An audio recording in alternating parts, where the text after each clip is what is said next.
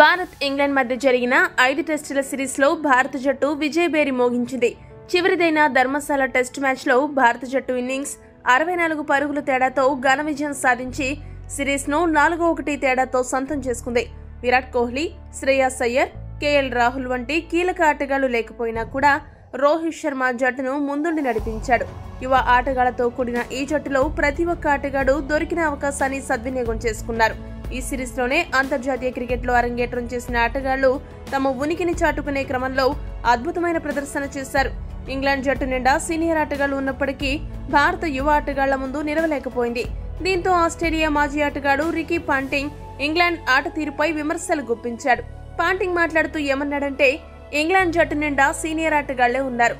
కీలక సమయంలో వారందరూ విఫలం కావడమే ఇంగ్లాండ్ జట్టు ఓటమికి ప్రధాన కారణం.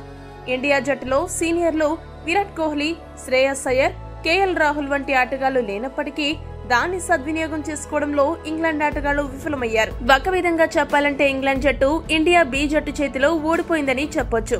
యువ భారత జట్టు చేతిలో ఇంగ్లాండ్ ఇంత దారుణంగా ఓడిపోతుందని అస్సలు అనుకోలేదు. సరైన సమయంలో వారికి సత్తా చాటుకునే అవకాశం వచ్చినప్పటికీ దానిని చేజేతులా వృధా చేసుకున్నారు. ఇంగ్లాండ్ ఇంత చెత్త ప్రదర్శన చేస్తుందని ఊహించలేదని అన్నాడు. ఈ వీడియో కనుక మీకు నచ్చినట్టయితే లైక్, షేర్, కామెంట్ చేయండి. మరిన్ని స్పోర్ట్స్ అప్డేట్స్ కోసం మా ఛానల్ సబ్స్క్రైబ్ చేసుకోండి.